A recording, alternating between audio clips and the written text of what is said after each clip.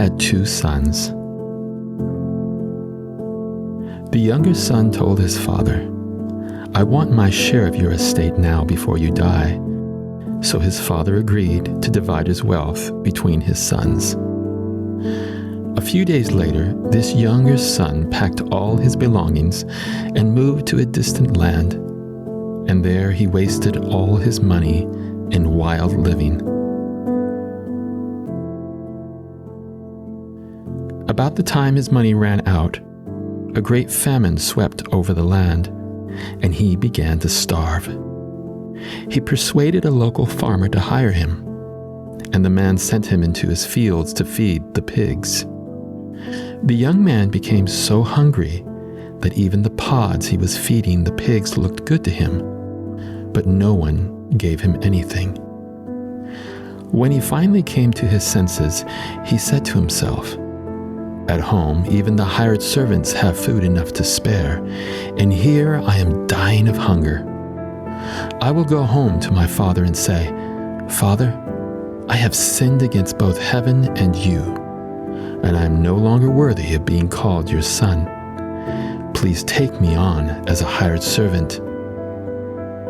So he returned home to his father, and while he was still a long way off, his father saw him coming. Filled with love and compassion, he ran to his son, embraced him, and kissed him. His son said to him, 'Father, I have sinned against both heaven and you, and I am no longer worthy of being called your son.' But his father said to the servants, 'Quick, bring the finest robe in the house and put it on him. Get a ring for his finger and sandals for his feet, and kill the calf we have been fattening. We must celebrate with a feast, for this son of mine was dead and is now returned to life. He was lost, but now he is found.'"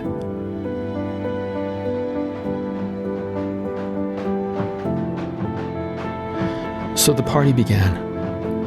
Meanwhile, the older son was in the fields working. When he returned home, he heard music and dancing in the house, and he asked one of the servants what was going on.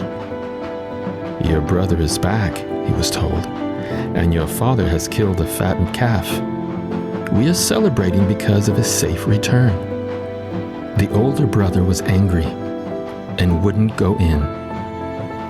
His father came out and begged him, but he replied, "All these years I've slaved for you and never once refused to do a single thing you told me. And in all that time, you never gave me even one young goat for a feast with my friends. Yet, when this son of yours comes back after squandering your money on prostitutes, you celebrate by killing the fattened calf." His father said to him, "Look, dear son, you have always stayed by me, and everything I have is yours.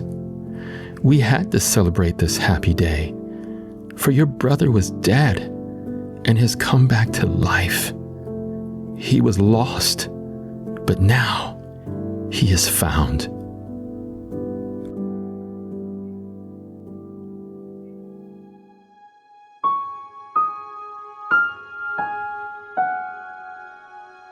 When Jesus told this story, he didn't finish it, and that's intentional. The ending is meant for you. By telling this parable, Jesus wanted to reveal the true character of God, a God who runs to us, a God who restores, a God who doesn't wait for perfection, but meets us in our brokenness with grace.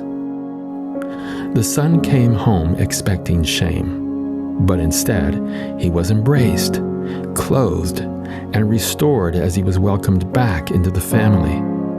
That's the heart of God, covering our shame, not exposing it.